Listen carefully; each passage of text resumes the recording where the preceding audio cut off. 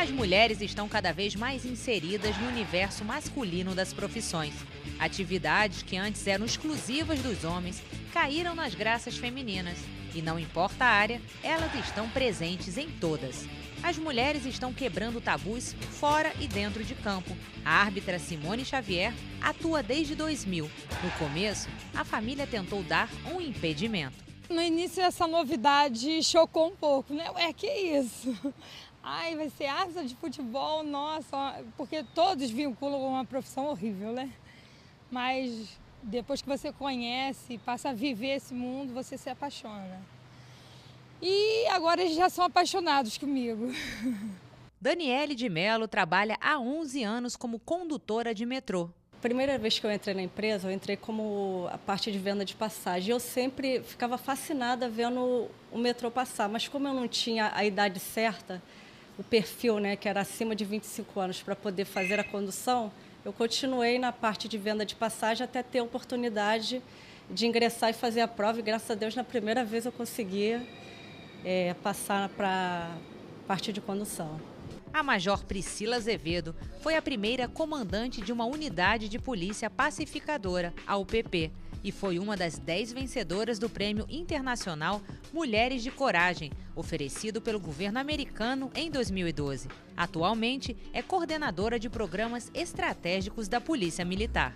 A vontade de trabalhar na PM surgiu a partir de uma abordagem, né? Eu passei por uma abordagem em Niterói, onde eu morava, né, na época, e eu fui até levada para o depósito público, mas eu achei assim, a abordagem, a forma que o policial agiu, as orientações que ele deu, estava eu e meu irmão dentro do carro, eu achei aquilo muito importante. Falei assim, nossa, ele na verdade não estava preocupado com o veículo, ele estava preocupado se eu era menor de idade, quem estava do meu lado, de onde que eu estava vindo. Eu achei aquilo importante.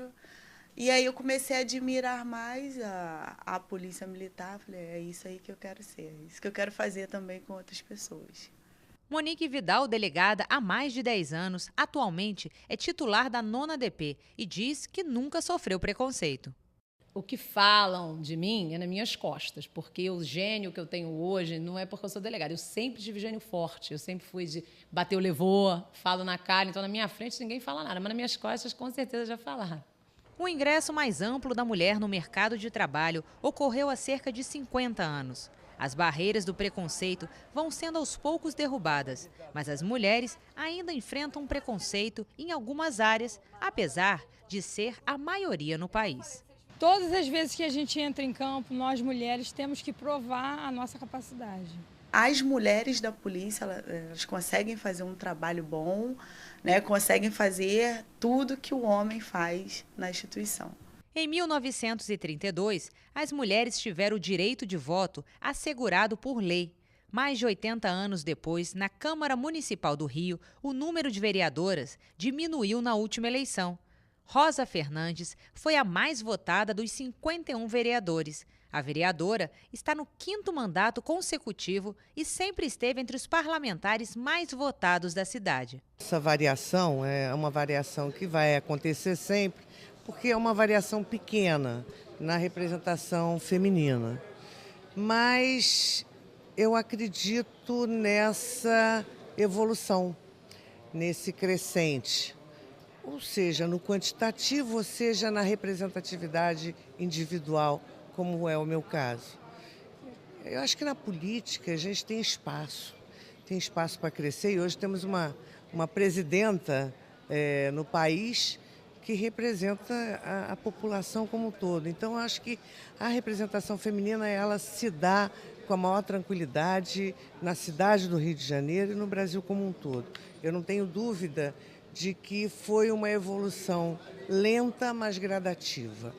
7 anos após a promulgação da Lei Maria da Penha, responsável pela criminalização da violência contra a mulher no Brasil, na medida que as mulheres avançam e conquistam cada vez mais espaço no mercado de trabalho e em locais como o metrô, que possui um vagão exclusivo para mulheres, as estatísticas referentes à violência contra a mulher também vêm aumentando nos últimos anos.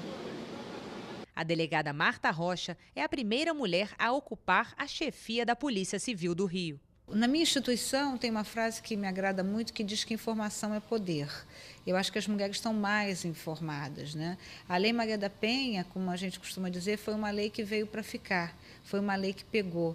Então, acho que, nesse sentido, o movimento social nos ajudou, os meios de comunicação, o poder legislativo, que está inserido nessa luta. Então, na verdade, as mulheres hoje se sentem sujeito de direito. Elas passam a entender o que está acontecendo dentro da sua casa, a perceber que esse não é um fenômeno passageiro, que briga de marido e mulher, a polícia tem que meter a colher, e como elas se sentem sujeito de direito, elas buscam apoio na Polícia Civil para romper exatamente essa cadeia da violência.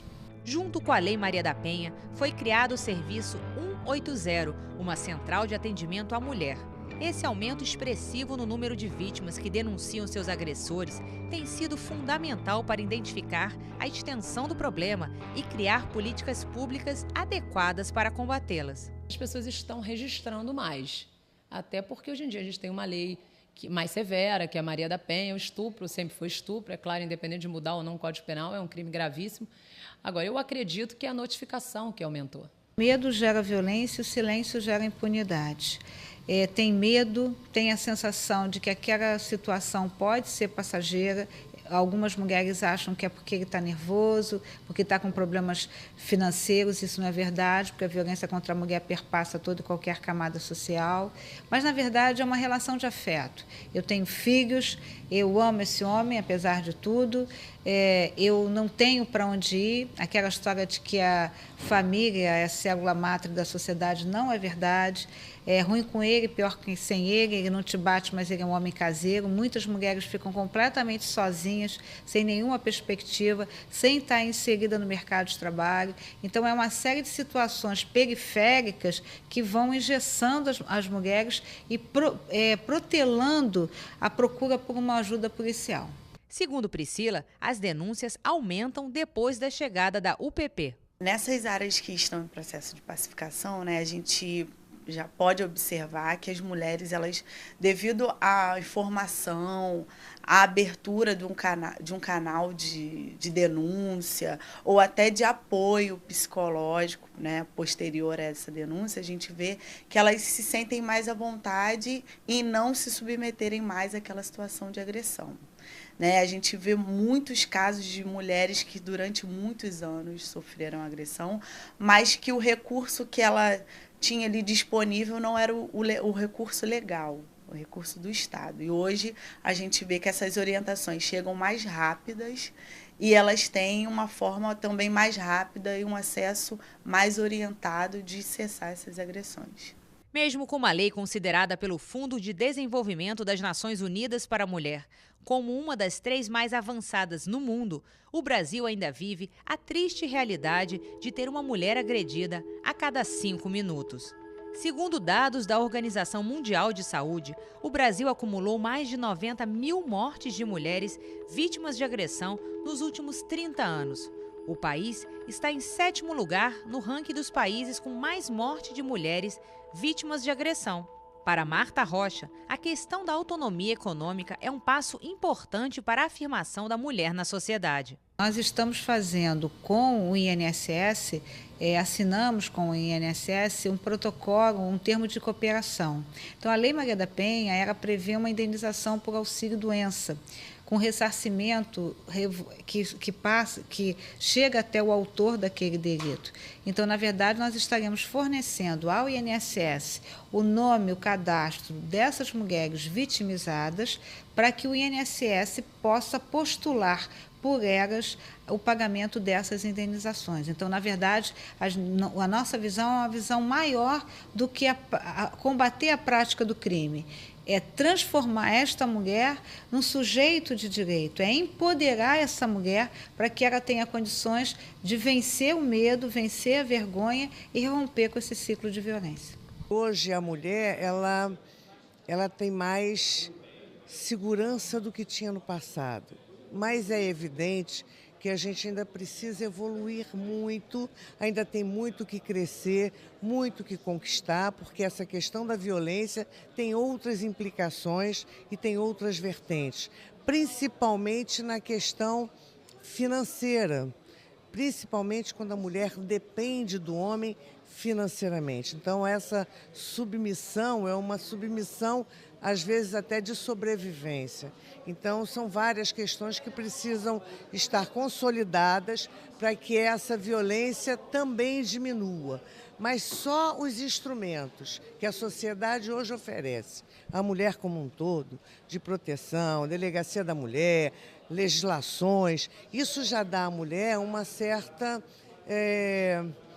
independência e uma autoestima maior para que ela possa caminhar e se defender. Em caso de agressão, a mulher deve procurar uma delegacia feminina ou a delegacia mais próxima. A vereadora Tânia Bastos acha que deveriam ser criadas mais delegacias de mulheres. São poucas, e por conta disso, às vezes o atendimento acaba sendo numa própria delegacia normal, e aí é atendida por um homem, quer dizer, o homem acha que essa senhora, essa mulher está até mesmo mentindo, porque não é nada daquilo que acontece, e aí quando a gente vê, são mulheres até mesmo mortas, porque infelizmente quando ela vai à delegacia para denunciar, o caso não vai tão à frente, né? Na verdade, a política, essa política mesmo, que é a burocracia que existe dentro das delegacias, principalmente essas que não têm, né, que são delegacias normais e que às vezes a mulher precisa ir porque a delegacia da mulher é tão longe da sua residência e acaba ocorrendo esse tipo de episódio, chega até o falecimento. Então, eu acho que o poder público poderia mais criar as delegacias da mulher para que nós possamos ter uma política melhor, né, um avanço melhor nessa questão da denúncia, que está muito defasada no nosso meio. A gente teve a oportunidade, como deputada federal, de participar da elaboração da lei, de ser coautora da lei da Maria da Penha.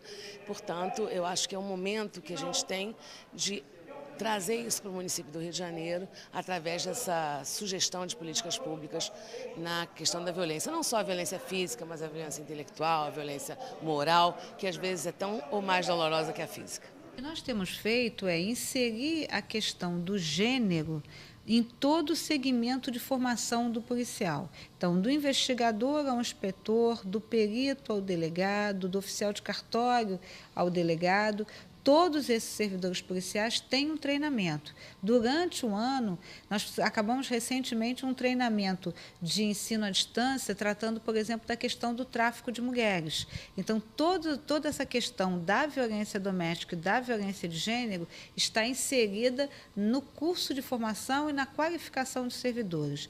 Eu costumo dizer que o meu sonho, enquanto chefe da Polícia Civil, é que uma mulher seja bem atendida em qualquer delegacia desse Estado. Esteja ela numa delegacia especializada, delegacia de mulheres, ou numa delegacia distrital. As mulheres estão em campo para mostrar que de sexo frágil não tem nada. Nós somos quando queremos ser. A minha rotina, eu pertenço ao pessoal do pernoite, então eu trabalho com fechamento da operação.